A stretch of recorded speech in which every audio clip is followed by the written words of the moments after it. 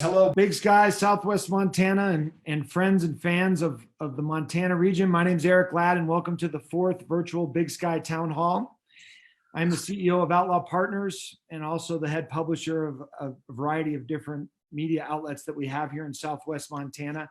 And grateful for your time this afternoon in joining our town hall. Welcome to day number 37 since Big Sky shut down. It's hard to imagine it's been 37 days, but here we are and still fighting strong. Let's start with some good news though. As of 5 p.m. today, the state site has reported that we've had no COVID cases in the last 24 hours. So hopefully this is a good sign and definitely some good news to kick off today with. I want to open with a short story about the word pivoting. The past few weeks, we've had some incredible panelists on this town hall who've covered a variety of topics, but the word pivot keeps coming up. And we've heard great examples of this from great companies like Sims and Bozeman Health and Big Sky Resort, and even our Big Sky community and how they pivoted to set up the Community Relief Fund. But this story is about our company, Outlaw Partners, and all the counsel and advice we've been given during these times that kept encouraging us to consider that word pivot and what it meant to us. So through a lot of hard work and definitely some creativities and a few late night beers, our pivot was this, the town hall. It was bringing news in this virtual format. And wow, the pivot worked. We'll have nearly 10,000 people watch this today. This has definitely caught traction, and this is something that'll be part of our fabric of our business for many years to come. So when I look back and I talk to my team years from now, we'll talk about that word pivot. And I would encourage you all to keep considering that word pivot as we work through this pandemic and the eventual recovery. Part of a pivot is having people support you. So big thanks to First Security Bank and to the Big Sky Chamber of Commerce for helping underwrite this platform and making this happen. But now let's shift to today's lineup. And wow, we got an all-star lineup today. I'm joined today by my editor-in-chief with Outlaw Partners, Joe O'Connor, and he'll be helping field questions from the audience today. So as we go through this, you have an ability through Zoom or Facebook to field some questions, and we'll do our best to integrate them into the panelist questions. How this will work today is we've got 5 speakers. We'll spend about 15 minutes asking questions, and then Joe will jump in and ask some of the follow-up questions. Once again, if your question doesn't get answered, we're going to do our best after the town hall to make sure we come back and address those, or we'll forward them on to the panelists to make sure that they get answered. Our panelists today, as I said, it's an all-star lineup. We've got the governor, Steve Bullock, joining us, the superintendent of Yellowstone Park, Sholly, another superintendent of our Big Sky School District, Dustin Shipman, the CEO of Karst Stage, Dan Martin, and Batten Cleanup, we've got the managing director of CrossHarbor Capital Partners, Matt Kidd. So, with keeping with that baseball metaphor, this pandemic has caused everyone to be united and effectively on the same team, not only around the world, but in our country, but especially here in Montana. With that, I would like to introduce our coach of our team to the lineup, Steve Bullock. Thank you, Governor. Hey, thanks, Eric. Thank all of you. And I'm not sure how the overall lineup works. I got to duck back into another meeting in about probably 15 minutes, but really appreciate everybody joining in. Also the opportunity to hopefully answer a couple questions, so I won't talk too long. Great. When, Eric noted 37 days ago in Big Sky, we declared an emergency actually before our first case. When COVID-19 first came to Montana, we took aggressive measures to slow the spread, keep Montanans home during a critical period. What that did in many respects, we bought time for healthcare workers and our first responders on the front lines. We've kept our hospitals, especially in our rural areas, from becoming overwhelmed, and worked really to protect our most vulnerable populations and remove as many people from that overall chain of transmission as possible. And we really have been flattening the curve, which really does, at the end of the day, save lives. Because we acted early, and we acted early with input from public health and emergency response experts. We are in a good place in as much as we have a much lower rate of infection per capita than almost every state in the country now. We've been able to keep our cases relatively low because we know what's best for our state and because we care about our neighbors, and these efforts have not been for nothing. Together, we're not only saving lives, but we're making sure that we're going to be able to reopen our economy, get it thriving again long before many states really could by any metrics. And I know that this has been difficult. I mean, Montanans are hurting financially, and we all want to get Montanans working again. So we're taking steps to get there. For well over a week now, and that's what the meeting I got to get back into. We've been working with public health experts, business leaders, and others to determine how we can start opening our state back up while keeping people safe, avoiding a new outbreak or becoming the next hotspot or region. Last week, I also announced the creation of the Coronavirus Relief Task Force to help sustain Montanans through the pandemic, to help put our state on a path toward economic recovery.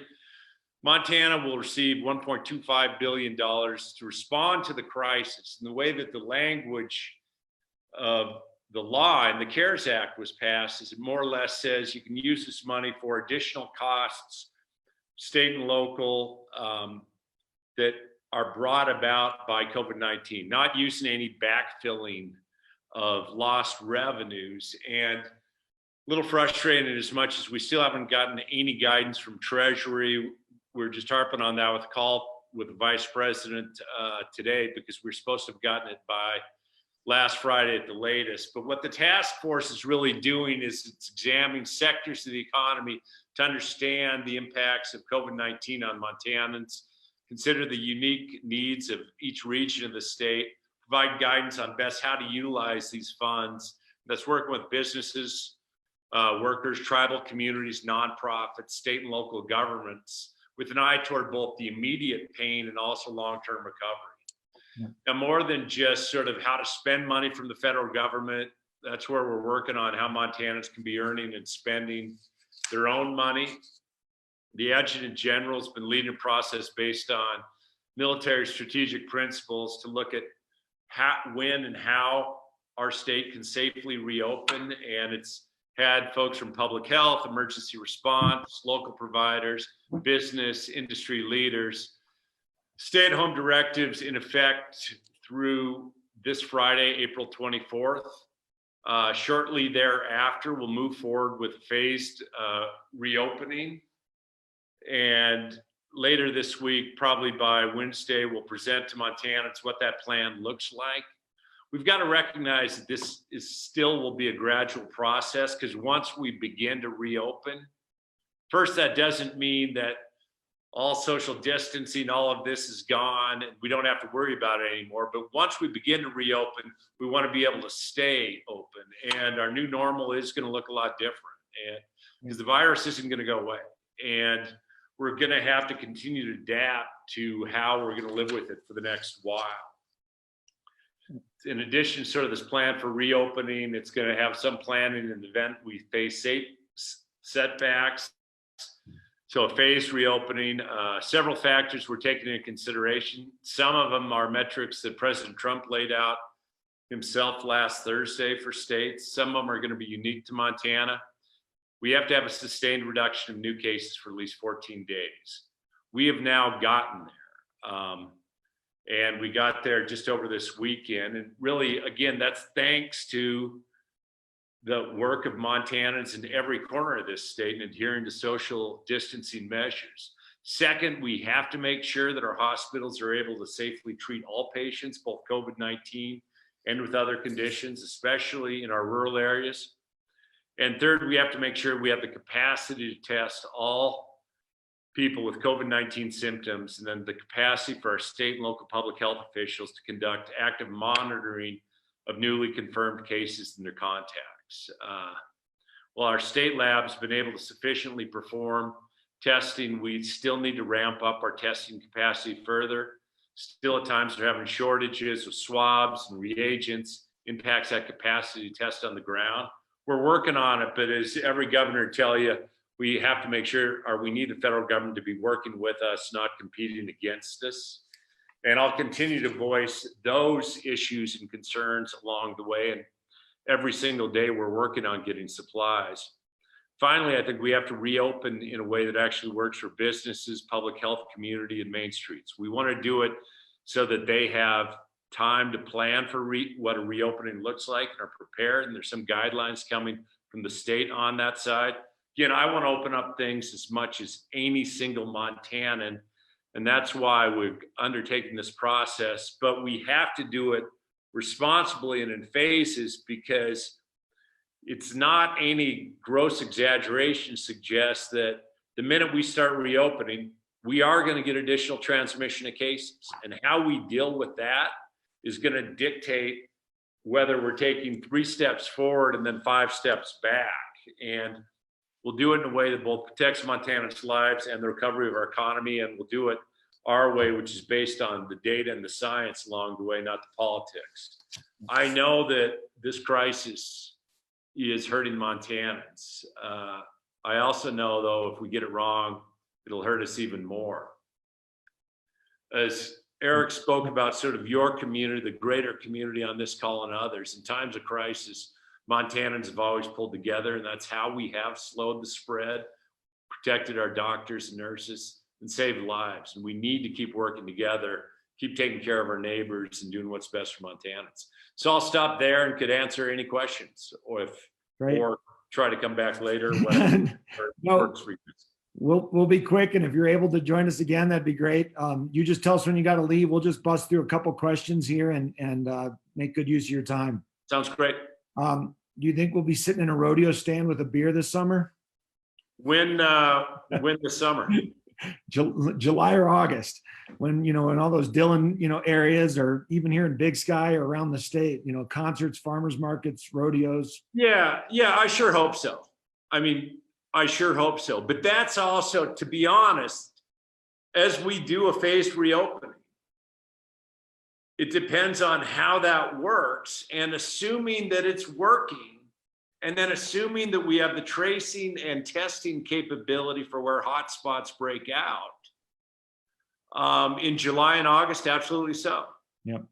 And that's everything that, not unlike the federal level, we'll talk about the phases, but it's sort of the actions. One of the challenges, like, people want to look at this in 2-week chunks. Yep. What happens today at Big Sky, we won't know for 2 weeks. Right. So when we start opening up things, to think we'll have a real keen sense of what's happened exactly 2 weeks from there just is medically false. But I want to do everything we can to make sure that we can do that. But then also recognizing that the rodeos may look a little bit different.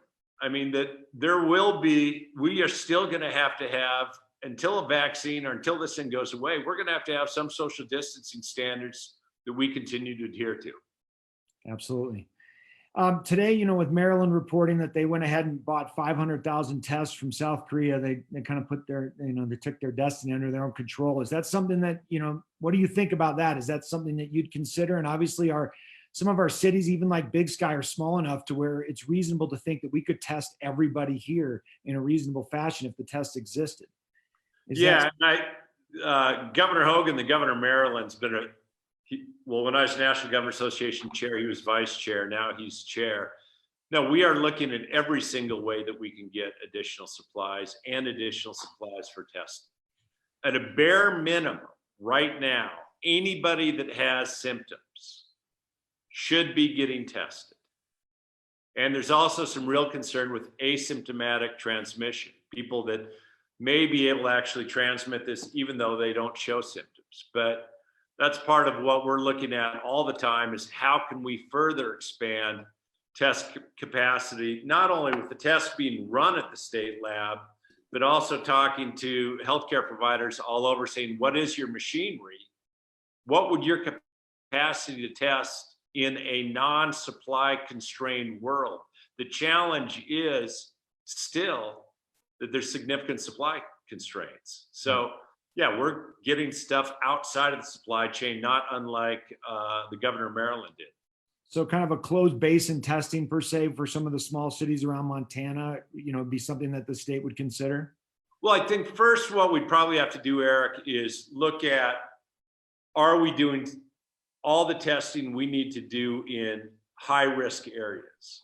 And the high risk areas are certainly nursing homes, any places with the vulnerable populations, the potential for more sentinel surveillance, trying to test everyone in some of our tribal areas as well. So I don't know if we'll get to the point where everybody in a non-supply constrained world, I would like to see every Montanan tested. Sure. But there is no state yet that has been able to get to the point where we're not dealing with supply constraints. Absolutely. What's something that keeps you awake right now? Everything. All right. I mean, look, I don't, from the perspective of every one of these directives that I put in along the way, like when we said statewide school closure, I know that there are kids that are less safe as a result. I know that there are businesses struggling and saying, when can our nation get back to a normal, and what's that normal going to look like? So this is nothing that I don't think is, 37 days ago, that not how I thought I would spend the past 45 days by any means. But excellent. Now that we've gotten our hands around it, at least for this moment, and now that we can actually see some light at the end of the tunnel, I mean, keeping people from getting sick and dying have been part of what has kept me up for the last 45 nights. And the next 45 is making sure we don't get into that position where we're spiking. Excellent. Well, you tell us when you have to go, Governor. I'll let Joe grab a couple questions from the audience so we make sure we get their voice into this. And you just why don't I take 2 more questions, then I'll go back in the other room. Okay. You got it. Thanks, Governor Bullock, for joining us. Joe O'Connor here, VBS. You issued a directive last month allowing all counties to issue absentee ballots to all voters for the June 2nd primary. Have you discussed November absentee ballots? And if social distancing measures are still in effect, would you push for absentee ballots in the general election? Yes. So Joe, I haven't yet, meaning that under the directive, we said it's up to counties. Counties can make the decisions of whether or not they are going to do mail ballot, yet you still have to be able to, if you don't mail it in, there still has to be access to actually get and vote at the clerk and recorders. And was pleased that all the counties came together and said, yeah, this is the safest way to do this. I hope by November that we're in a different discussion and, this isn't even an issue. So it's sort of that I'm looking at trying to figure out how we can make sure to have our rodeos open in July before I start thinking about the mail ballot elections or the elections in November. Understood. Gotcha. This one comes from Kppen. You discussed, Governor, testing for COVID-19, and a lot of current literature stating that widespread testing and monitoring is our best route forward until a vaccine is developed or herd immunity exists. Assuming that testing becomes available and affordable, would you support a pilot project that entails widespread testing and monitoring if such a program existed in a place like Big Sky, for example, so our community could welcome visitors again safely? Well, absolutely, to a degree. Now, let me tell you what that means. First of all, the widespread testing and monitoring. So right now, anytime, and that's local public health is working on that anytime that there is any positive, they're doing contact tracing, going all the way back to say, who all were you in contact with? I think the idea that you could test a Big Sky, everybody in Big Sky, and then Big Sky would be safe. That's contingent on who's coming to Big Sky on a regular basis beyond that population you tested as well. I'd love to see more testing, pushing for more testing all the time. Mm-hmm. And it's just whether we're in a supply constrained environment. As an example, we got 15 of these great rapid test machines from Abbott Labs that can actually process. It's a point of place test where you can find out in 5 minutes whether somebody's positive or not. And it was great to get those 15 machines, but in total, I think we've received 40 testing kits, individual kits for each of those machines. So until we can get more test kits, those machines might as well be doorstops. They're not, it's not sufficient in as much as, and it's something that every governor uniformly has been talking both to private industry and the federal government about making sure that we have not just the capacity to do the tests, but then the actual equipment, the swabs, the reagents. It said that, what I had heard from around the state is, well, we might be able to test more, but we don't have the viral swabs to do so. Finally got about 5,000 more of those this morning. We'll be pushing them out all across the state. What I want to do is make it so that there aren't excuses or barriers to, at the end of the day, hopefully being able to test more and more. And at some time, communities all the way along. Yeah, I mean, it's crazy. There's a shortage. I mean, what is your read on why there is that shortage nationwide? Nobody was really planning for a global pandemic. I mean, to tell you the truth, I mean, look at, even if I get PPE for healthcare facilities, that I'm going outside of traditional supply chains because demand significantly exceeds the supplies that we have. And the same is with testing capability. Now, there's great innovation occurring all across the country and the world in saying, how can we develop new tests and how can we ramp up production? But the demand is so much more significant than the supply. And the good and bad, for some respects, of us managing this well, in as much as that our infections aren't, COVID-19 positives per capita aren't as high as many states, is that it makes it that much harder for us to get the supplies. Now, I could also see somebody on the call saying, well, wait a minute, maybe your supplies are low, or your COVID-19 positives are low just because you aren't testing enough. Well, we're about middle of the pack right now in testing per capita. But even if we weren't testing enough, our hospitalizations would be a heck of a lot higher. So we look at all those metrics when we're trying to epidemiologically say, what is the level of contagion in Montana? It's not just the number of tests performed or positives of those tests. Got it. Well, thank you, Governor Bullock. Yeah, thank you guys for having me tonight. Yep. Come visit us. All right. Well, thank you to the governor's office for making that happen. A lot of great information, and obviously testing is a hot topic, and not only in the nation, but definitely here in Big Sky, and some creative ideas that are coming out of this region in Big Sky in Southwest Montana that hopefully can catch some traction. Shifting gears to another leader in our industry and in our area, the Superintendent of Yellowstone National Park, Sholly. Thank you so much for joining us today. Thank you, Eric. So let me start with, what does the quarantine time period look like for the superintendent? Well, first of all, we've got to divert for a second. The governors, including Steve Bullock and Mark Gordon and Brad Little, have been tremendous through this entire ordeal. Not to mention the counties and communities who've really worked very diligently to give us a lot of feedback and opinions on what we should be doing, what we should be getting ready for. Just to kind of revisit where we've been over the last 5 weeks, we had, probably around March 10th, things were definitely starting to change throughout the country. I think all of us were working on making modifications to the way we do things, but it wasn't quite as serious as we thought at that point.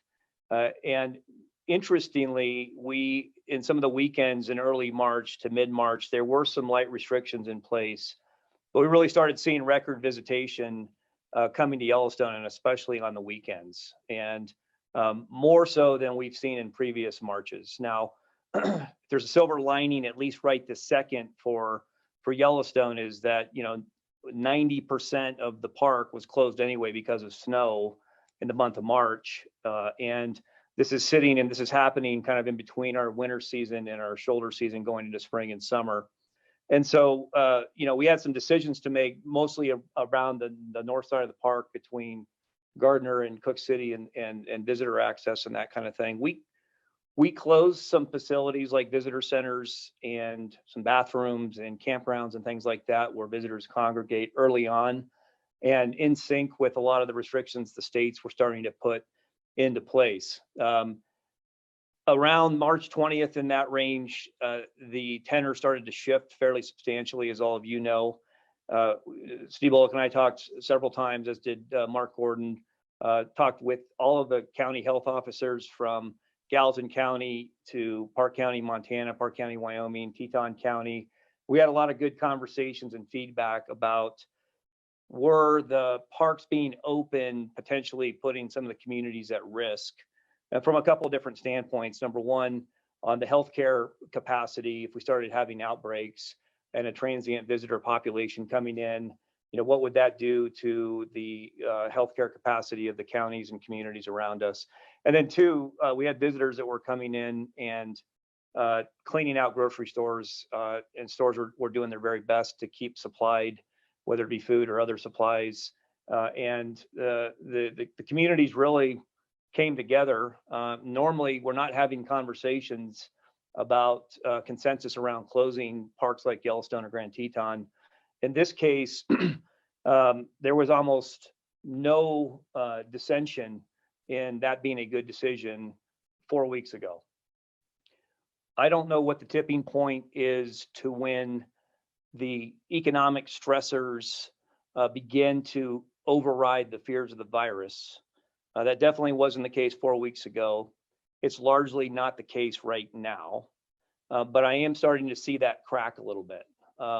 I'd say whereas maybe 100% or 95% agreed with the decision to close 4 weeks ago, we're starting to see that slide a little bit. I am getting phone calls and having conversations with people who are anxious. A lot of this is their livelihoods. As the governor pointed out, there's a lot of people that are hurting. Most of these businesses, keep in mind that there was $600 million last year spent by visitors in local economies within 50 miles of this park. And so when a business looks at their bottom line from March of 2019 or April 20th of 2019 and compare it to March of 2020 or April 20th of 2020, in March a lot of these businesses weren't making tons of money.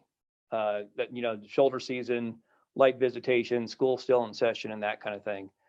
As we progress into spring, we're starting to see this now. That's becoming a different story. And a lot of these businesses really do start to make money going into April and definitely into May, and they're stressed and they want answers. And we're working to develop a plan with the governors, with the counties. One of the things that I've asked the county health officers is to do their best to have similar health opinions in regards to opening. The worst case scenario for us is to have Gallatin County and Park County, Montana saying stay closed, and Park County, Wyoming and Teton County, Wyoming say go ahead and open. And so really what we're trying to do is connect with as many people as possible. I have very direct lines of communication with the governors, with the county commissions. We had a very, very successful phone call today with all the business leaders in Jackson and Cody to discuss kind of what we're thinking and solicit feedback and perspectives from business owners. We're having a similar call tomorrow with the Montana gateways. And so for us, it's about being ready. We have the plows are still out there right now as we speak, plowing the roads and getting them ready to open. As most of you know, most of the roads, or a lot of the roads in the interior of the park would have opened last Friday. That schedule on a normal year is between about April 17th and May 1st. That's obviously been altered. And so, where are we right now? We're trying to ensure that we are in as much sync as possible with what's happening around us, and keeping in mind that Yellowstone sits in 3 states and multiple counties, that to the best degree possible, the more consistency there is between, say, Montana and Wyoming, the easier it is for us to make some of these decisions. Because a visitor, as you all know, that's in Gardner, Montana, one day can be in Jackson Hole the next, or Cody one day in West Yellowstone the next. And so we're all very interlinked here, and we're standing by and preparing to be as ready as possible when the timing is right. Now, the question that I get regularly is, what is that time? What timing is that? You know, we are working to kind of ease our way into this, similar to what Steve Bullock just said, and being synchronized with how we might look at operations. I've got gateways right now saying, you know, don't open until you have all your overnight accommodations open in the park. That may not be, I mean, we might want to see how that looks here in a couple of weeks. It may be a while before we open all accommodations in the park. I don't know exactly what that looks like, but I think what you could see is a phasing, an opening of the park. You know, this is subject to a lot of conversations we still need to have, but, you know, limited services initially with gas stations and with restrooms in our clinics, in our, you know, some of our entrance stations and things like that. And then a progression over time where we might start bringing on stores, certain accommodations, you know, those types of things, campgrounds and that kind of thing. We are constrained by public health guidance on employee housing. And so we bring in 3,000 to 4,000 seasonal employees, the Park Service and our business partners, every year. Most of those employees, especially in our concessions partners, live in dorms. Our public health guidance right now is don't use shared housing. And so we're developing a plan that allows for each employee to come in and have their own bed and their own bathroom. That's good from the standpoint if the employee gets sick, we can isolate them. It's bad from the standpoint that it severely constrains how many people we hire, which then correlates to what types of facilities that we can open. So in the Park Service, we normally hire 500 seasonals a year. We've got enough housing for 160 individual units. That means a 2-bedroom apartment that we normally use for 2 people might be only used for 1 this year. And that number for us is about 160 to 170 employees. We're going to pull in another 40 or so that have housing in gateway communities. And then we're overlaying some criteria over what types of positions those are. You know, sanitation, you know, law enforcement, paramedics, visitor wildlife interface rangers. We have some very critical resource projects going on, like the non-native fish removal at Yellowstone Lake that we want to continue. We had about $100 million worth of contracts scheduled this year in this park. We've cut back on some of those, but largely we're trying to keep a lot of those in motion so we don't lose momentum. And so it's a balancing act, but we are here with you in this, and we are working to, like I said, do the best job that we can to synchronize our plans as we move forward. And it's a very unclear situation. The team here is doing a tremendous job. They are working, and we'll get through this together, and look forward to working with everybody and listening to perspectives about how we can do that best. Excellent. So Eric, I'll stop there, and any questions that you got. Awesome. Well, thank you for your leadership and that summary on that. In the event that we are lucky enough to get it open, do you have any forecasting mechanisms to kind of see what visitation might look like this summer, especially as I mean, I know that's a very broad question because everything from international to national to regional travel, but any sort of forecasting mechanisms that you would try to apply it and especially help you with your staffing decisions? Yeah, I don't know how you forecast it. You know, we've been sitting at 4 million, give or take, for the last 5 years or so per year. It's almost impossible to try to predict what that's going to look like this year. I will say that the international aspects, you know, this park ranges from about 20 to 30% international visitation every year. I don't see that level of international visitation traveling to the U.S. this summer. I could be wrong. That's speculation. Whether or not we make that up in domestic related travel with people that, you know, for instance, my family and I were going to travel internationally in August. We're not doing that now. And we're looking for places within the U.S. that might be safe to go to. And I think a lot of families out there are doing the same thing. Can they go to national parks? You know, what is the status of the parks, what types of accommodations are available, all those things we'll look at, but I think it's hard to predict what that's going to be, Eric. No, absolutely. Yeah. And I figured that. I just thought I'd get your read on it as you talk to a lot of these gateway businesses. I'm sure everybody's trying to figure out that $600 million question. What have you implemented any changes that people would notice when they come into the park? I mean, are you seeing your frontline staff that are going to be armed with masks and hand sanitation stations around the park? And are there any fundamental changes that are already in motion that will be lasting through the summer or maybe ongoing at the park? Sure. I think it's a great question. We're looking at every aspect of anything that we might open and figuring out how we might mitigate the visitor load on those particular facilities. And so that runs the gamut. I'll start with the entrance stations. We open entrance stations. How do we protect the employees working in the entrance stations and the visitors? And we've got plexiglass screens being built right now to fit into the windows. We're likely going to credit card only, no cash. We've got some other mechanisms that we're looking at to reduce those types of exposures and transactions at the entrance stations. In our visitor centers and our stores, we're looking at, what are Costco doing? What's Walmart doing? How are they protecting a lot of businesses are in the middle of this, doing a very, very good job of delivering public service safely, protecting their employees. And we're going to work to emulate that in a visitor center. When we get to that point, that may not be the first facility that opens. Could that be one-way directional traffic?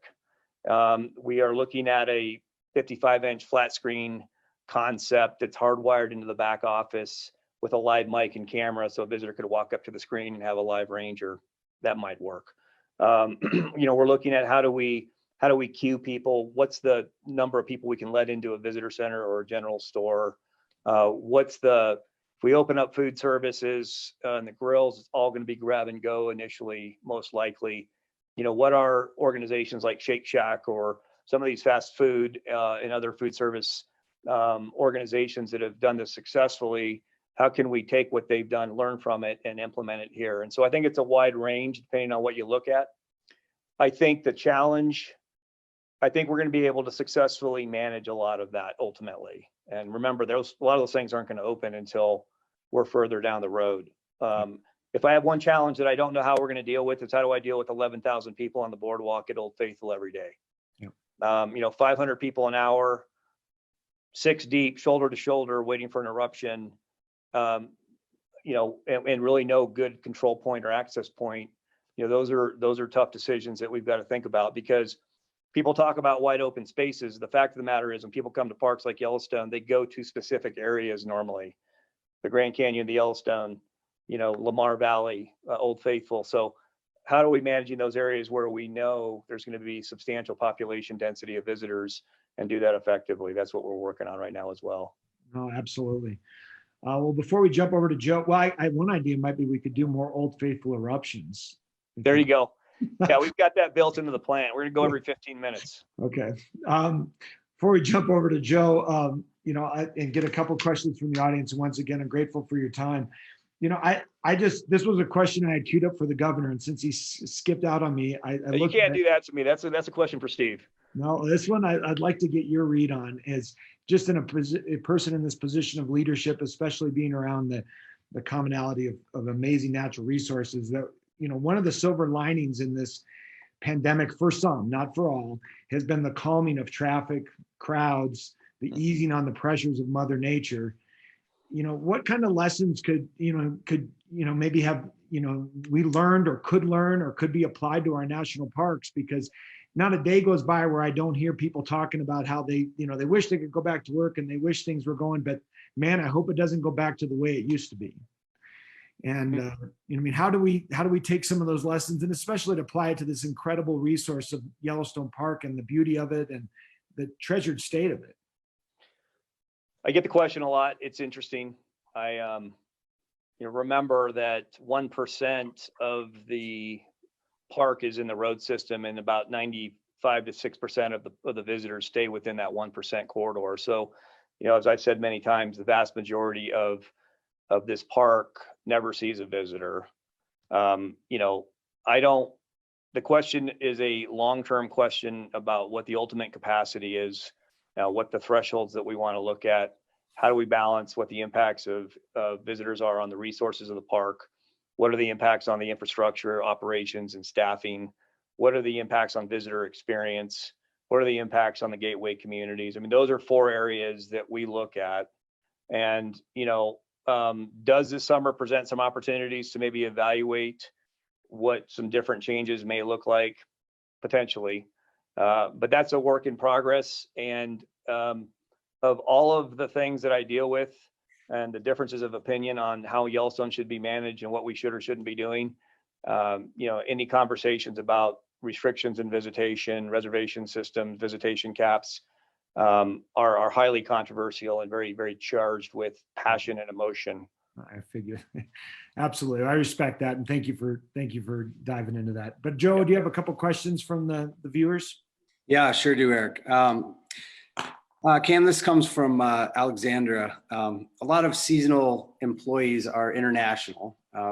What measures are you taking to combat this lack of international workers in the event that the international travel ban is not lifted? Yeah, so it's a good question, Alex. I think we have generally pushed pause for seasonal hiring right now. And, you know, we're working through of the people that we are going to hire, where they're coming from, you know, what's going to change. For instance, someone is offered a job today and there's a restriction internationally on a J1 visa or something like that. The answer might be you can't come to the country to work. We don't necessarily want to say you'll never come here to work, because we may be looking at a situation in July or August where we actually need that person. Maybe they're still available. And so, you know, we're looking at how many, you know, and this is a big concern for the communities right now, whether it's contractors that are still coming in, whether it's the seasonal employees. Remember, you know, for us to ramp up to anywhere close to full capacity, even 50% is thousands of employees coming to the park. And so at this particular moment, you know, a lot of these gateways don't necessarily want that. And so we're trying to figure out how to ease into that and not be unprepared should the park open and not have the right staff, but not necessarily have staff too early and have them sitting around type of thing. And so we're balancing that, and also figuring out when they get hired, what types of processes and protocols do we want them to go through, isolation, some type of quarantine, and not necessarily you show up one day from somewhere and you start working the next. And so we're navigating that. But it's an excellent question. There's a lot to consider there. This one comes from Candace. Delaware North and Xanterra are looking at a May 27th opening tentatively. What, if anything, does that do to the park opening to taking visitors? So let's revisit where that May 27th date came from. About, what's the date? About a month ago exactly. You know, and we're having a lot of conversations with not only the incredible general managers and vice presidents on the ground here, but the CEOs of Xanterra and Delaware North. We have very good communications. A month ago, March 20th, we thought we need to set something on the horizon. This can't be just indefinite, who knows when it's going to happen type of thing. So we thought that Memorial Day looked like a good kind of target date maybe for some of these businesses to start up. Understanding that you don't just flip a switch, like I said earlier, and staff shows up and you open the facility, that there's a lead time of getting someone hired in the park, set up, oriented, all those types of things. And so we set Memorial Day. That kind of got out. We kind of said that's what we're going to look at. We also said back on March 20th that on around now, and we had this conversation last Friday, we would look at whether Memorial Day was feasible or not. And the answer to that is it's probably feasible for some things, maybe not others, but we are still not sure. And a lot of that depends on everything that the governor just talked about in relationship to where we are here in the next couple of weeks, what the restrictions are, not only in Gardner and West Yellowstone and Cook City, but also in Cody and Jackson and other places, on what we set for an opening date. So what I would suggest is that it's a range. And the range might be, maybe look at it from the standpoint that initially we'd have very limited services. As things started to ease, we started to bring on a few stores, and between, I'm just throwing this out there, so don't quote me. May 15th and June 1st, we're going to try to get all of the stores open. And simultaneously, Xanterra is looking at where things are with us. And between, May 15th and June 1st, they're going to try to get all of the cabins open in the park. No hotels, maybe right away or something like that. And we're going to open up all the gas stations, and we're going to open up 2 of the visitor centers, or I don't know what that looks like, but we're going to monitor this with the states, with the county health officers as we move along, and we trying to give ourselves enough lead time that when we think it's okay and safe to start opening some of these, then we can probably start setting more concrete dates, Joe. Got it. Well, thanks for that very much. This last one from Tim. Will any of the planned road and infrastructure construction projects planned for 2020 be deferred as a result of this situation? Yeah, that's a good question, Tim. I'm reluctant to do that. We've got a lot of great partners, supporters in Congress and in federal highways, and great teams here that have put together packages that have been very competitive for federal funding and other funding. One section, a $30 million project that's going on between Tower and Mount Washburn. That section of road hasn't been worked on substantially since the 1930s. We need to do it. And to me, it's worth it for us to try to mitigate the risk to the contractors and those types of folks coming in to get the work done. And quite frankly, this might be a great year for us to do it. If we don't do it, we potentially lose some of the funding for later. We may not be able to do it for a lot longer. So there are some projects, we're moving full steam ahead on improving housing in Yellowstone. We just awarded a very substantial contract for that. Trailers are being trucked out of here on a regular basis. That's going to be a new day for seasonal housing in the park. And there's just things like that I feel like we need to just kind of work through and try to do the best job we can to lower the risk, but they're too important not to do. There are some projects that weren't necessarily pot committed, we weren't fully committed on yet for one reason or another, that we can easily push into future years and not jeopardize funding streams and that kind of thing. And in some of those cases, we are pushing some, but we're still going to move forward. The North Entrance project here is going to move forward. It's a $10 million project. And I think that it's important that we keep focus on some of those important things. It's a good question though. Gotcha. Well, thanks so much. And, good luck to you going forward. You've got a lot to do. Yeah. Thanks, Joe. Appreciate it. You're welcome. Thank you, Cam. I really appreciate you joining us. And on behalf of everyone in Big Sky, we're grateful for all the hard work the park employees do. It's an amazing treasured resource. So thank you, and really grateful for your time today. Yeah, let me just say one last thing, Eric, and that is that I truly look at this as we're all in this together. And, there are a lot of opinions out there. And while there was great consensus on closing, I know that that's probably not possible on the opening decision, but I really do feel like we can make that easier just by having good communications and support and kind of understanding of different perspectives. So I appreciate you having me on here tonight. I'll stick around for a bit.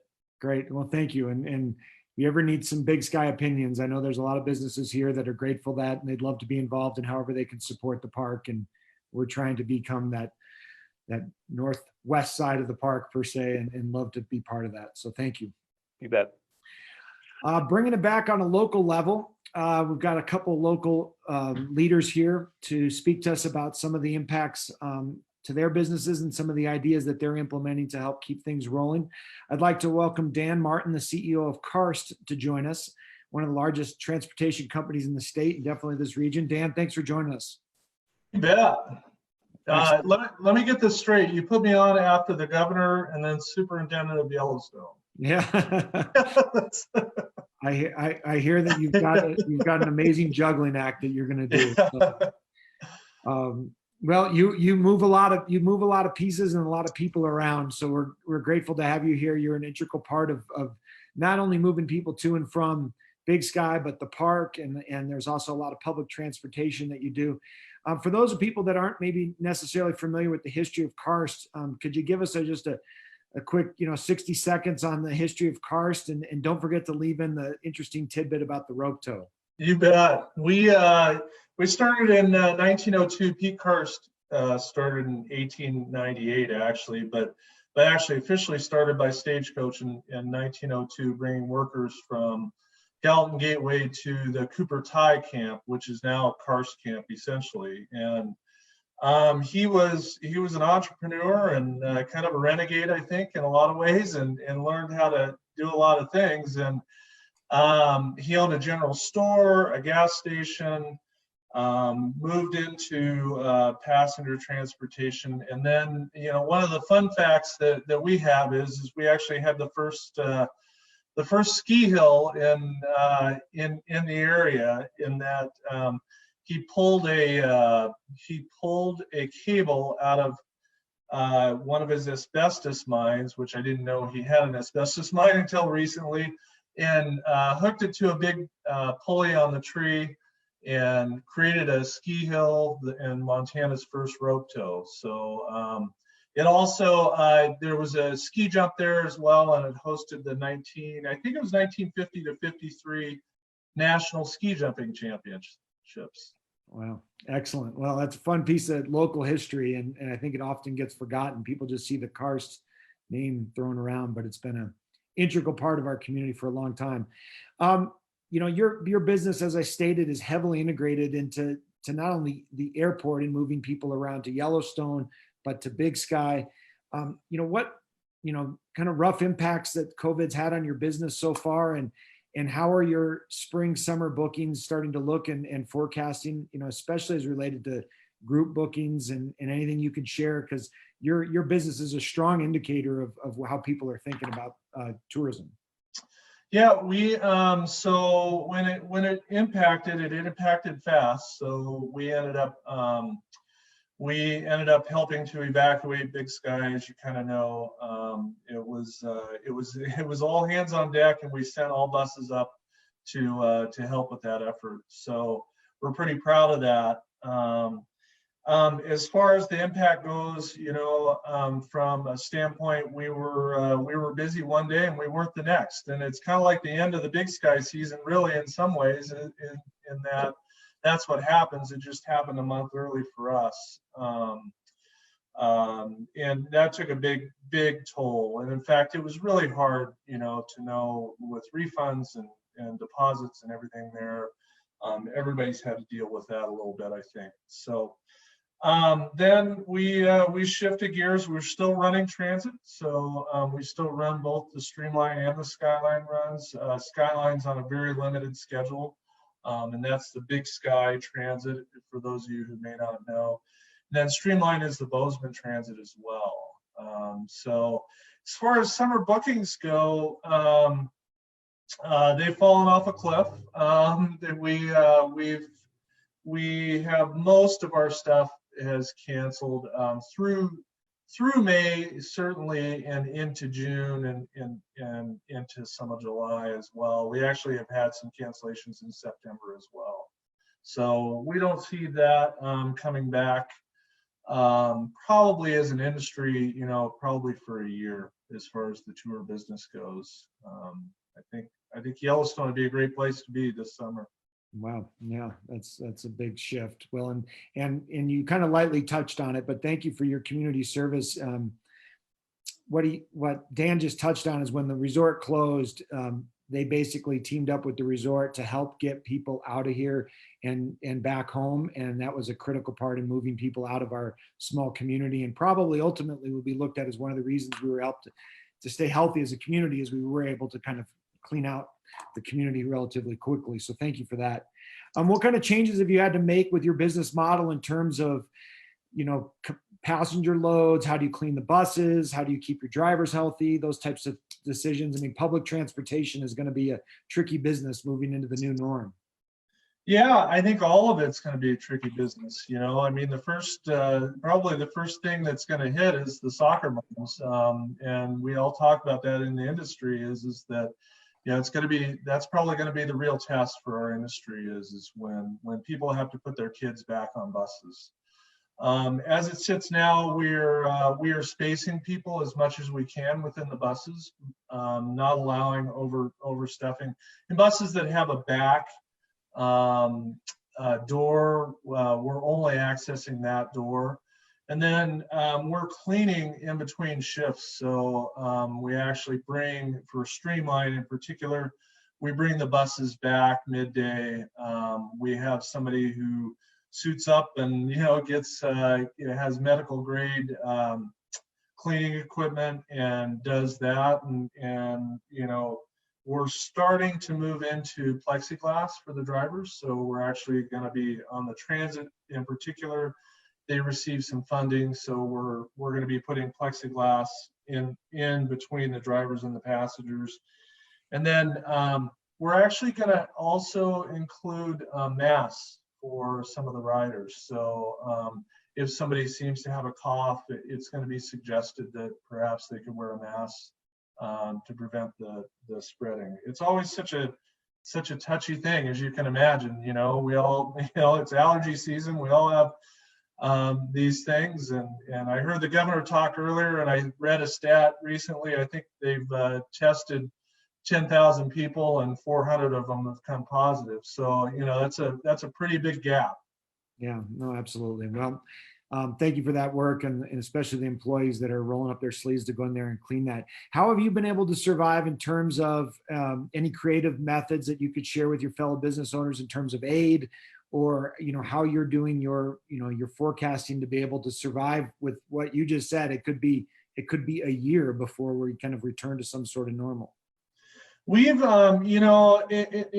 we were fortunate in that as a community, this was our high point. Many of my friends who were in the business across the country, this was the low point. So their high point is right in March, and this could not have hit at a worse time. So for us, we were fortunate in that this is a time where we stockpile money for the rest of the year. This is when we really make hay, and it was helpful that way.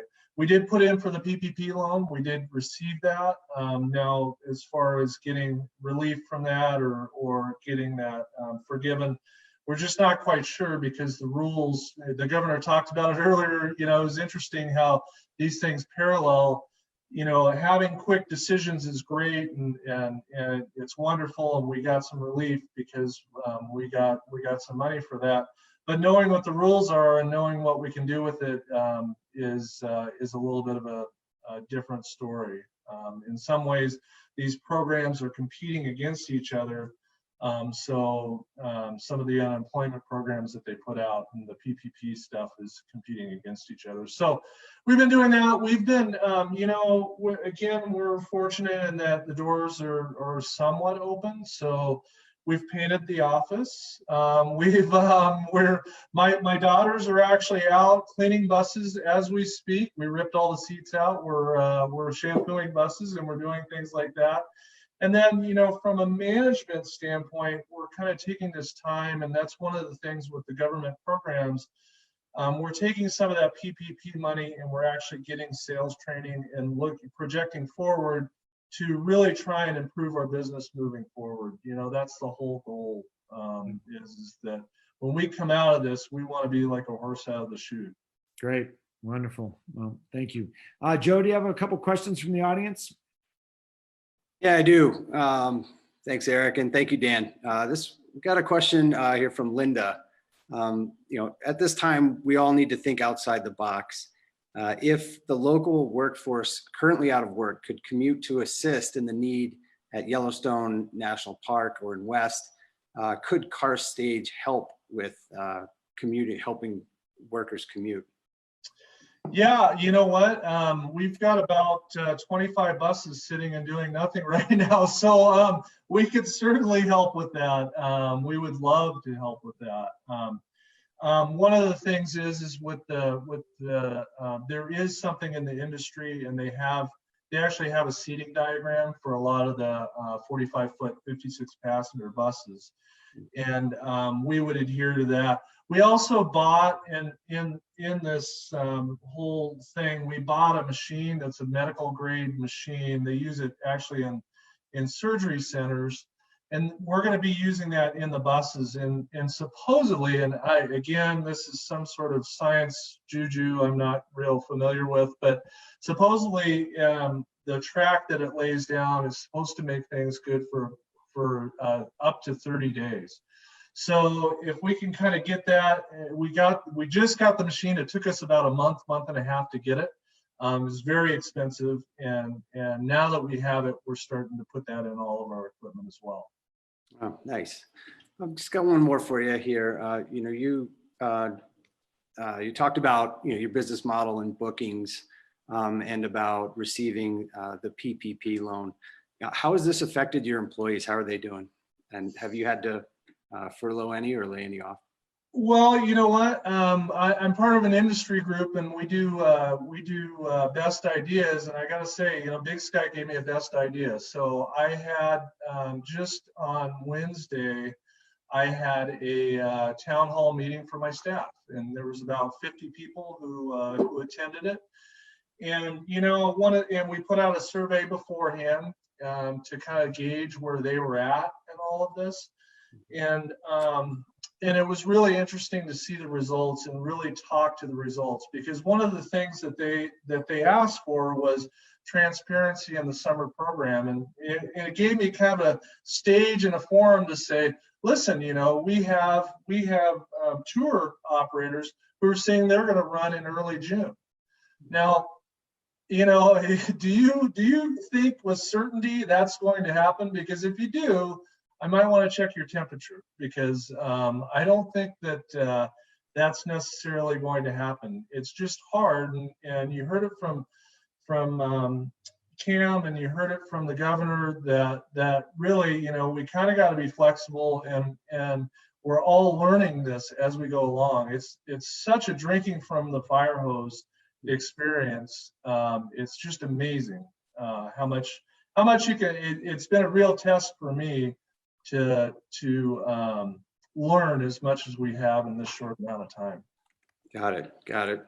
Well, Dan, thank you. Really appreciate your time, and thanks for joining us. And best of luck to you guys. You bet. Thank you guys for having me on. Thank you, Dan. I appreciate it. Shifting gears, some big news and stuff coming out of our school district. So we're lucky to have Dustin Shipman, the superintendent of the school district, join us. Thank you for being here today, and I'll jump right into it. Give us a little state of the union, how the school district's doing, and how the transition to in-home learning has gone for you guys. Yeah, great. Thanks for having me, Joe and Eric. So kind of as we rewind a little bit, today signifies the 6th week that we're in full-time distance and virtual learning environment at Big Sky School District. So if we rewind back to March 15th was the governor's directive to close all schools in Montana for anything, to close all facilities to anybody but non-essential personnel. It didn't come as a surprise to us, because we had already had a special board meeting scheduled for March 15th in the early evening. That said, on March 12th, we mobilized as a leadership team, and that Friday, March 13th, we sent all students home with packets of learning materials, with all the technology they would need. And then we were able to transition immediately on Wednesday, the 17th, 18th.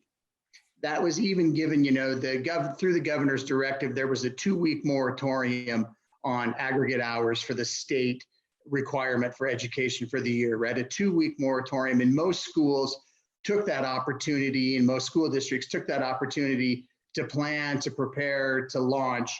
We were already launched. Students were learning on that Wednesday. Now, fast forward to now, we've learned a lot. We've learned a lot about how we are working through this platform with our students. As the biggest public employer in Big Sky, I would say quite easily the biggest public employer, we've been able to keep everybody working who wants to work. And, from that Monday, so that Monday was March 16th, school closure, we've been serving lunches, either delivered or picked up, averaging 50 to 60, and in some weeks up to 70 lunches a day go out our door. All of our staff are working. Since that time, we've heard feedback from parents, we've heard feedback from kids, we've heard feedback from teachers. We've had one professional learning day built into that time frame since March 15th. That was really about how can we better enhance, what kind of changes can we make in this path that we're on right now. So far from saying we're business as usual, but I certainly think we're one of the top 2 to 3 school districts in the state that are operating in the current context. And a lot of that was due to the preparation we had for the last 5 years. We've been a one-to-one school for the last 5 years. So the kids are familiar with the technology, the teachers are familiar with the technology, parents are familiar with the platforms. Not to say we didn't have some growing pains between now and then, but certainly, the fact that we were able to mobilize and launch within 48 hours of the governor's directive, I think really speaks to how the school community came together to make this the best experience for the students at this particular time. Oh, that's great.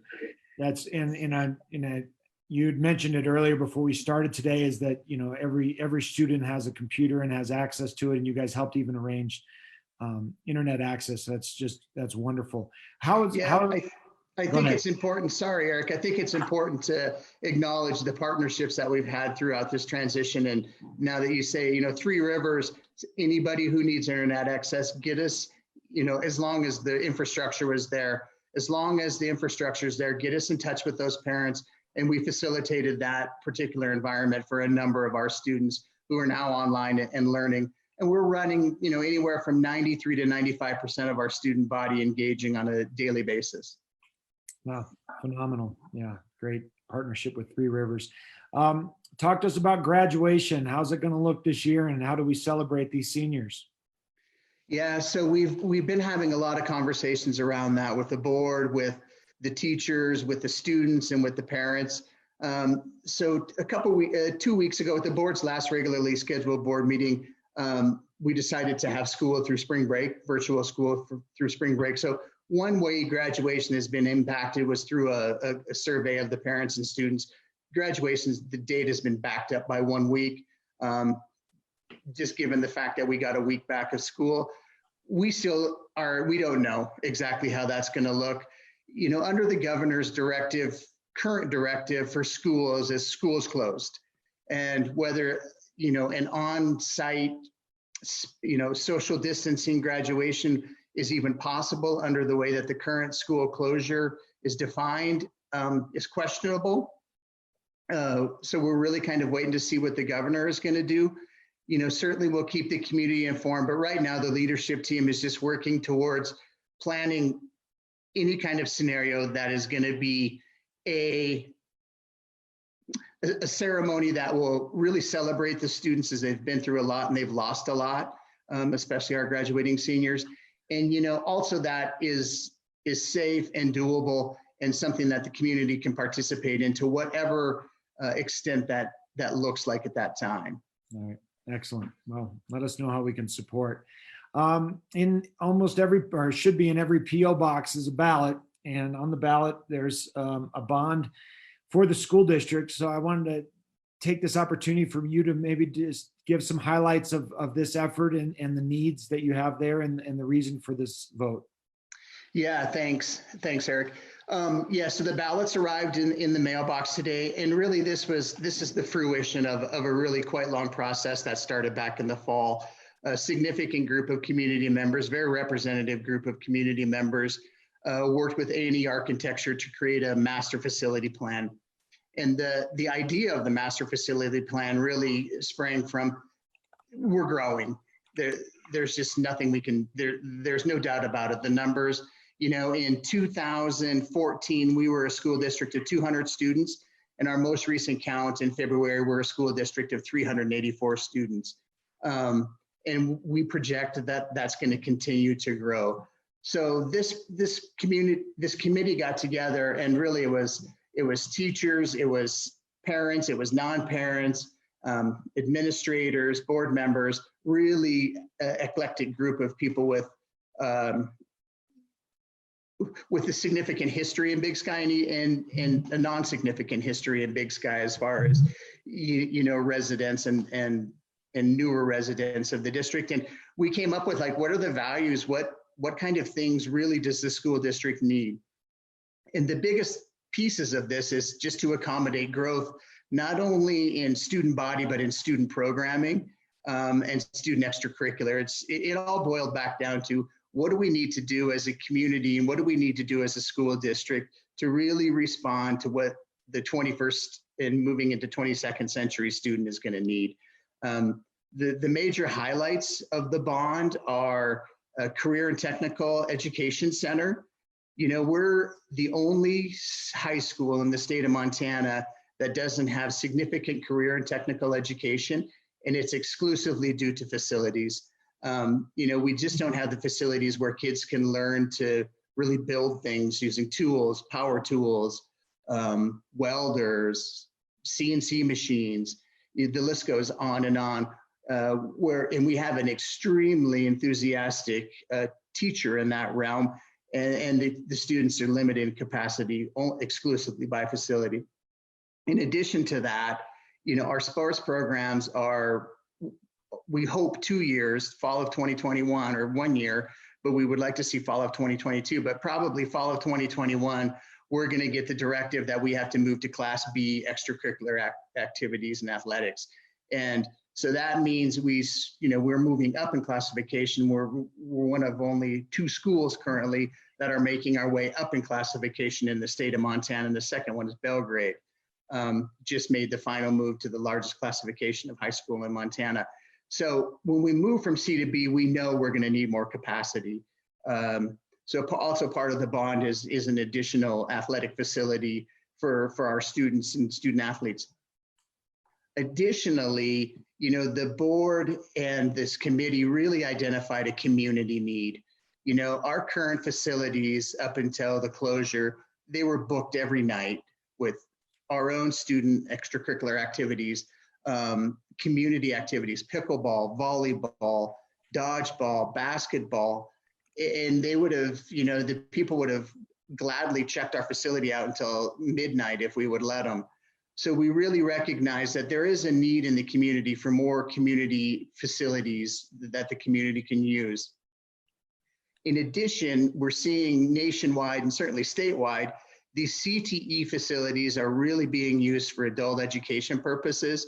So you can secure a teacher, they can use your facility, and your community members can take further classes or further their education and get some type of certificate in a profession.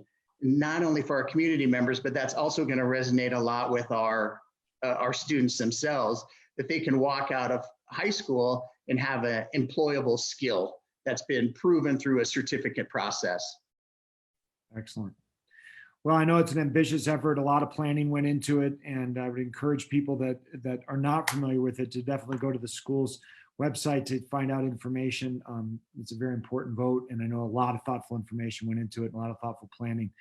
Joe, do you have a couple follow-up questions? Yeah, we sure do. Thanks again for joining us, Dustin. I appreciate having you on. So this is a difficult time for you at the school, for the teachers, the students, the parents, and everyone. With the unemployment rate rising and as the vote for the bond approaches, have you received any communication from voters about complexities that people might have for being able to afford paying more for the bond?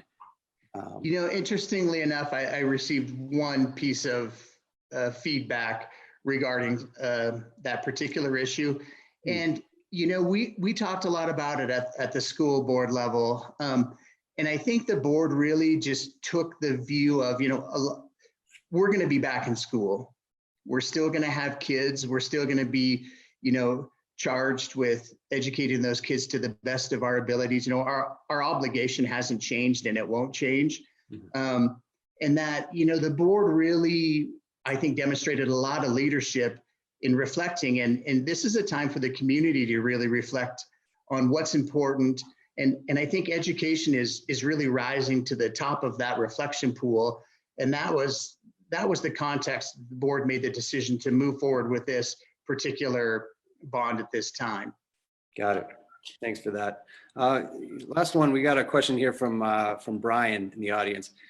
Has the COVID situation impacted the completion schedule for the teacher housing currently being built on site? Oh, that's a great question, Brian. Yes, it did. Habitat has their own kind of standards and practices from a national level that they are required to adhere to. So we did see a significant slowdown in volunteers, and not necessarily a shutdown, but they had to practice social distancing and all of those recommendations if they were on the site building. That said, it feels like just recently just this week, today, I sent out a call for volunteers only to our staff. They requested that we send something out to the volunteers, to the staff for a volunteer opportunity. So it slowed it down a little bit. We still are thinking August for sure we'll have one of them done. And Habitat's confident that they'll have 2 done, but it not a significant delay. Got it.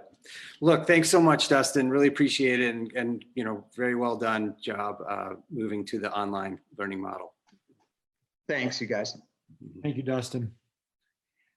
All righty, and our last panelist today, grateful to have him here, Matt Kidd, joining us from CrossHarbor Capital Partners. He's the managing director, one of the larger employers of the region and also one of the larger developers of the state. Matt, thank you for joining us today. Thanks, Eric. Very happy to be here. Nice to see everyone. One of the things that when we started this panel, one of the reasons that we also wanted to do it was documented history. And there were so many big decisions made in leading up to closing down. I'd like for you, Taylor Middleton did this and a few other leaders in the area, and you being an integral part of Big Sky. Tell us what it was like that week leading up to having to make the decision to close down your resorts and the subsequent decisions of how you set things up moving forward. Yeah, no doubt. Thanks for the question, Eric.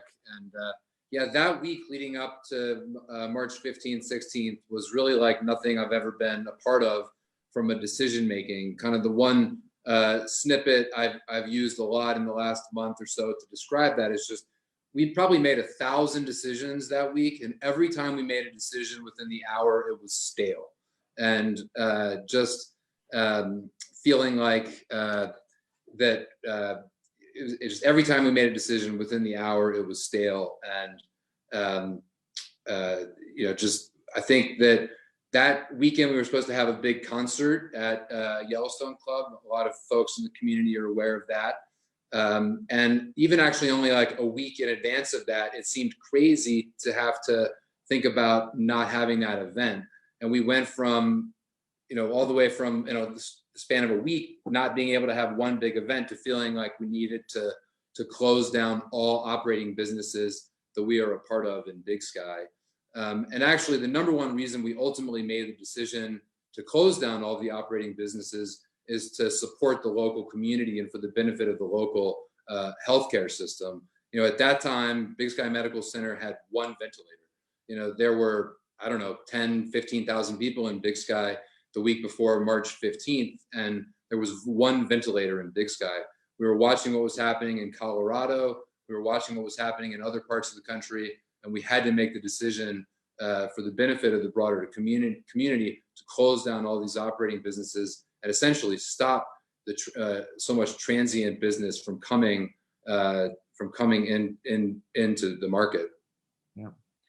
Well, like I said, it's almost like taking that and putting it in a time capsule. It was a crazy time and obviously thinking on your feet. So thank you for that. I'll add just one other like tidbit on that as well. It was, that Saturday night, again, sort of lots of decisions leading up to Saturday night around, handling food and beverage differently, handling various aspects of operations differently. But in terms of how quickly the ultimate decision came to close, you might remember this, Eric. We were on a phone call Saturday evening at 5:00, right before it was us, as well as Taylor Middleton. Right before we got on the phone, Vail decided to close all of their resorts. While we were on the phone, Alterra closed all of their resorts.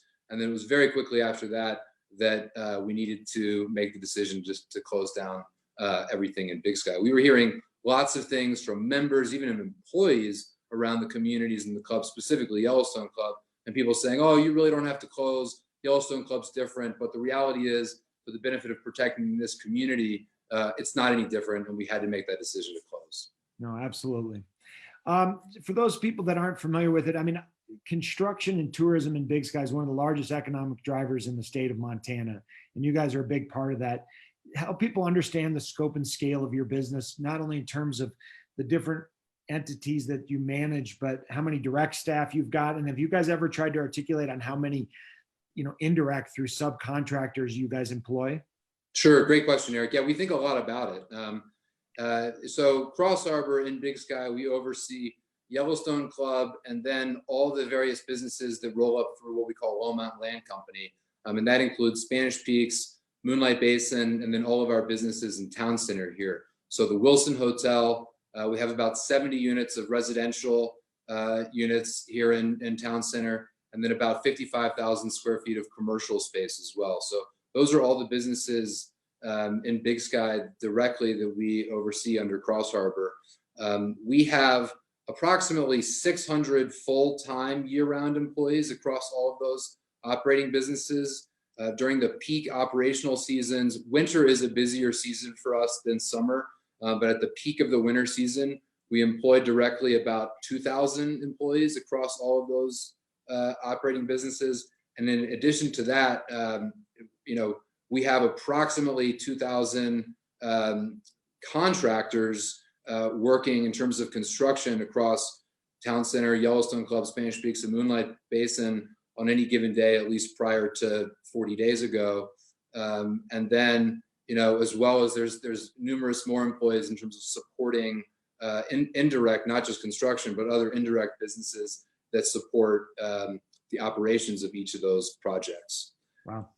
Yeah, I mean, massive to think, upwards of 5,000 people and a lot of tentacles that go out from there. Real estate is a huge part of your guys' business model.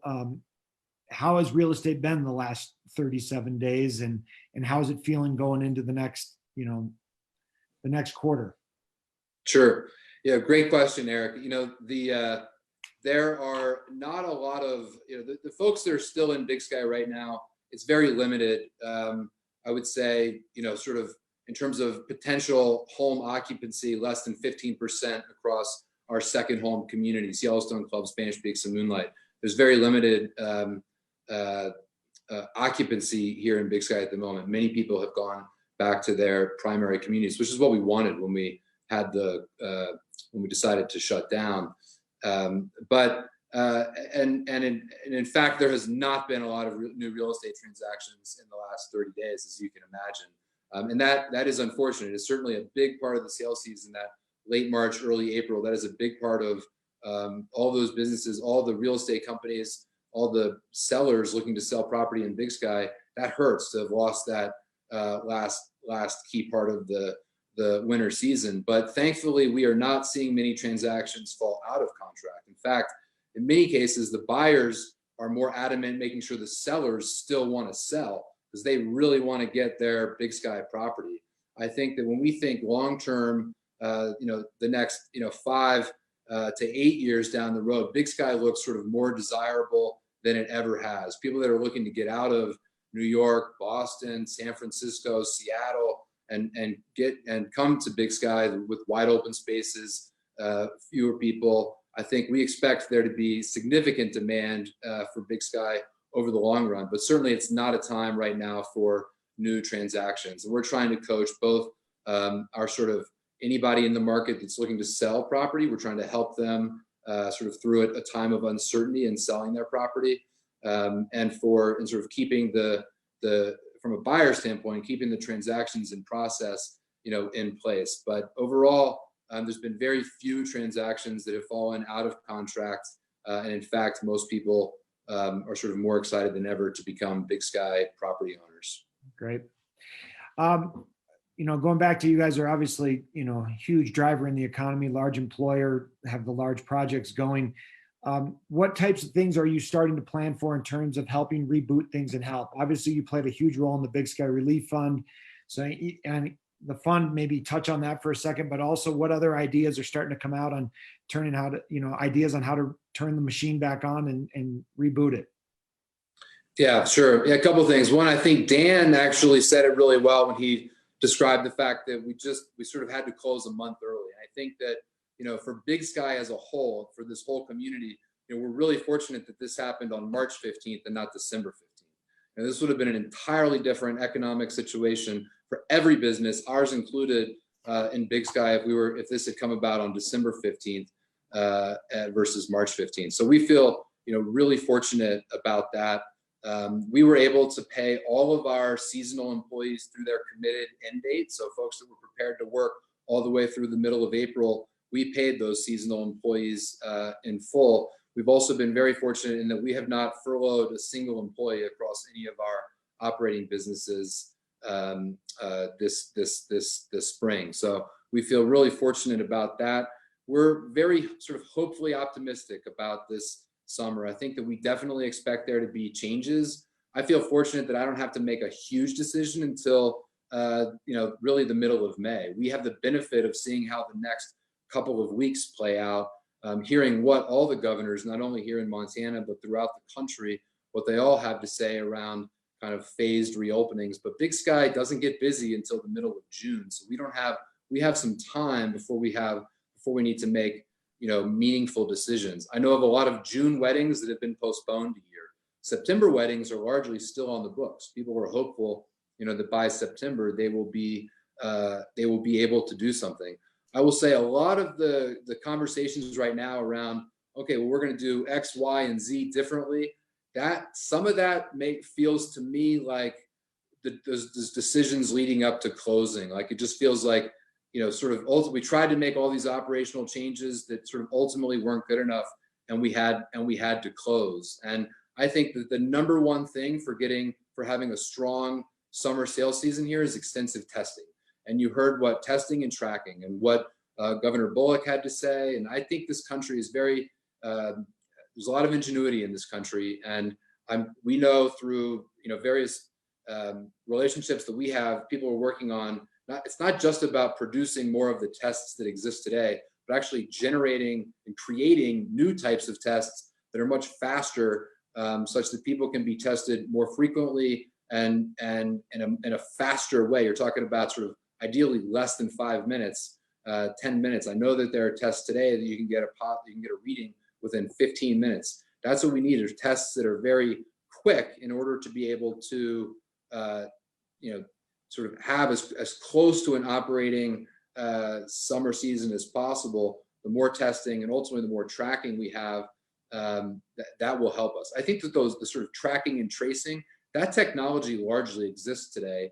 I don't think it will be that difficult for the sort of technology leaders in this country to roll that out in a relatively big way. There's some political questions that will need to get asked there, but the technology for the tracking and tracing will be, I think in relatively short order, readily available. The testing still has a little bit of a ways to go, but in Big Sky, we're targeting sort of March 10th to March 15th as the week to make some really big decisions. Right now, we're planning for the two, sort of ends of the spectrum, from having the busiest season ever with every second homeowner in this whole community desiring to come to Big Sky and spend the summer in Montana, to shelter in place orders still being in place and people not being able to travel here at all. So you heard both the governor and Cam speak about limitations on sort of international workforce. That's something that we're taking largely into consideration right now and planning for alternatives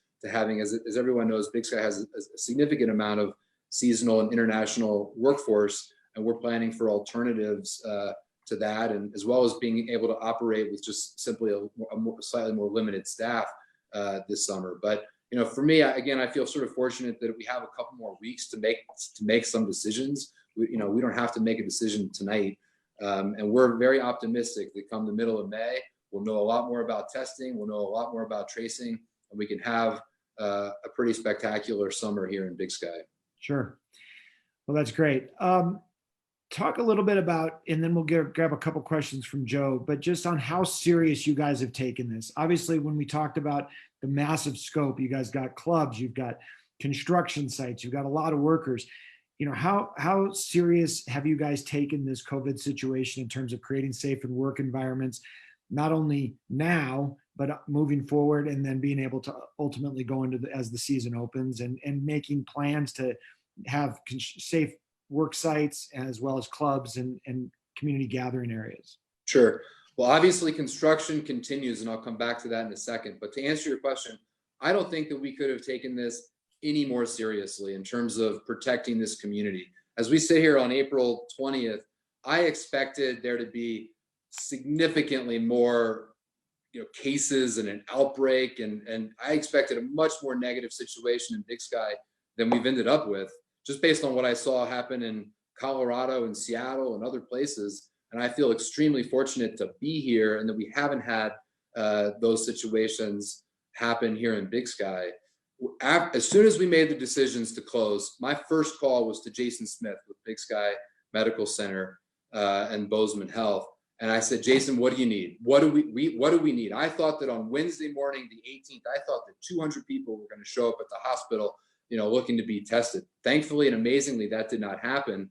But we went to work immediately on helping provide the hospital with everything that they would need. As I mentioned earlier, they had one ventilator at that time. We worked with the community foundations. We helped to create this Big Sky relief effort, and we basically gave the hospital as many resources as they needed to get more ventilators, not only for Big Sky, but for Bozeman, to expand the hospital and to make sure that the medical system, again, we're talking about the week of March 16th here. That's when we were making all these decisions and doing all of these things to make sure the hospital had what it needed for an outbreak that thankfully still hasn't happened here. And we feel really thankful, again, that has been the case.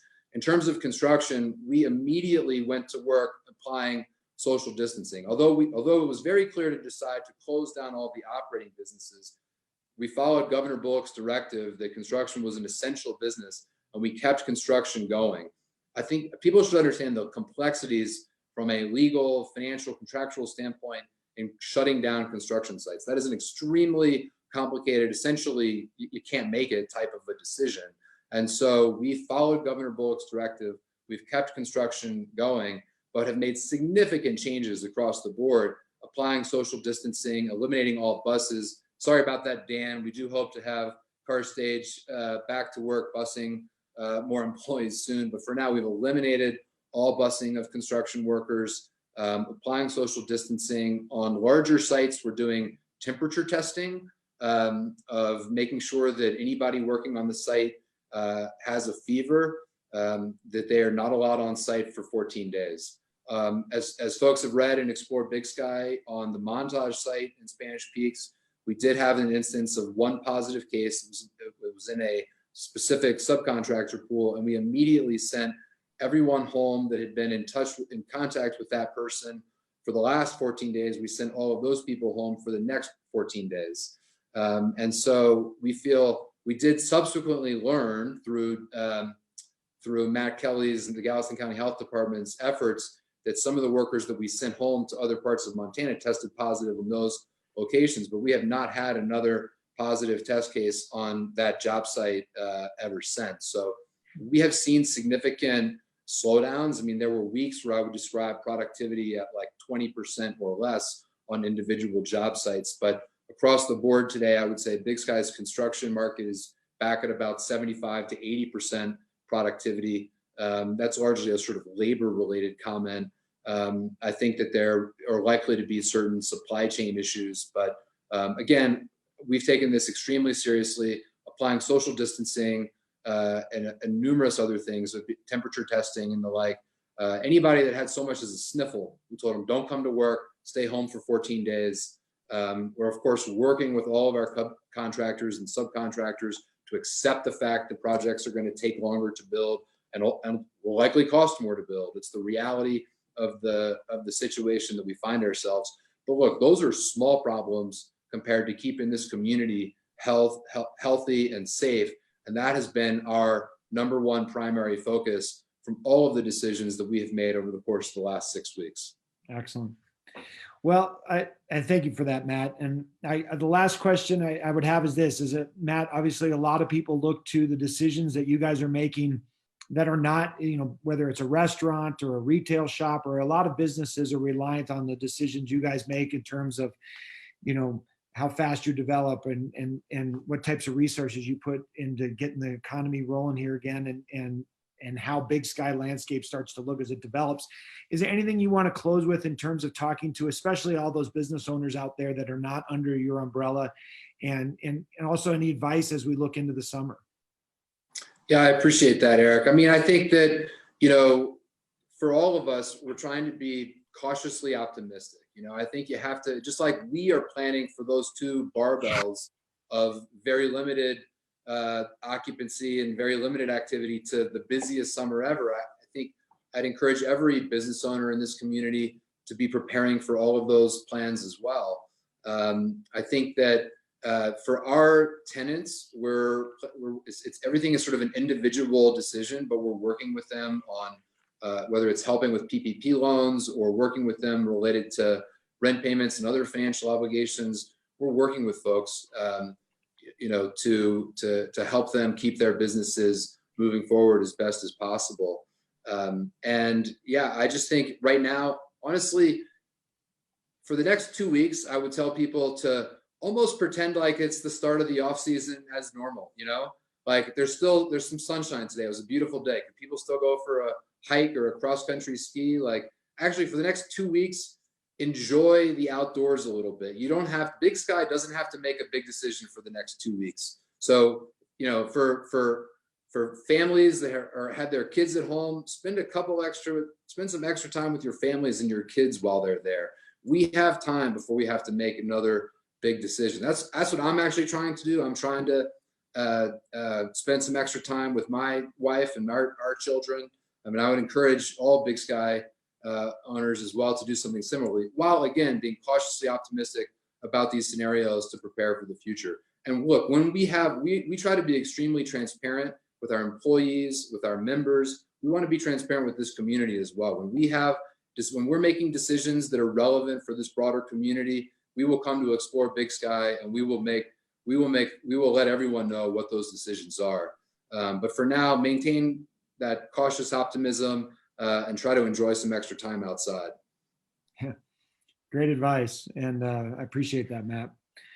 All right. Well, that brings a wrap to what we've done today. And I appreciate everybody joining us, and a huge moment of gratitude for our panelists. That was an all-star lineup. That was a lot of information. This will be kept live on Facebook. We will also be cutting this and taking each segment and isolating it and putting those out for viewership as well. Tremendous amount of information. I mean, just covering it, from the top, the governor coming in and talking about how we had to continue to work as a team, and the importance of in testing. That's really becoming a huge critical part of this. Cam joining us and talking about the park and how they're trying to wade through those decisions, but they're once again looking at it as a team decision process. They're looking at all the gateway communities and massive driver, obviously $600 million impact to the region. And they were trying to wade through how to make those decisions thoughtfully and timely. Dan Martin with Karst sharing some nice stories about how that business has tried to adjust, but how they're going to try to make sure that they have a safe, viable product coming into the year. But it's going to be a tough haul. And this is definitely looking like this is something that could last for a while. Dustin bringing some great insight to the school. Obviously, they had a huge win in being able to be prepared and shift people over and the children over to a digital platform. And then a very important vote that's in all your PO boxes, and making sure that you pay attention to that. And closing out with Matt. with CrossHarbor and all the amazing entities that they represent. Largest employer of our area, huge driver. Once again, being very thoughtful about not only how they had to close down, but in the plans that they're making in trying to move forward. But I agree with Matt. It's time to be patient, enjoy the outdoors. And we don't need to make any big decisions today. That's going to be made for us in a way over the next couple of weeks, but let's stay optimistic that it's all going to happen. Once again, on behalf of Joe and myself, thank you. Joe's team is working really hard. They've got a lot of great platforms to deliver news, everything from on day at the Town Crier, every day with the Town Crier Daily, to Explore Big Sky newspaper that's printed every 2 weeks, and explorebigsky.com, which has updates every day. This Town Crier platform is going to keep going next week. We have Senator Daines joining us, as well as another great series of panelists. So look for us next week. And a huge thanks to our sponsors, First Security Bank and the Big Sky Chamber. We appreciate you putting your shoulder behind us. Let's remain hopeful and grateful, and remember to pivot. Take care, Big Sky. We'll see you later.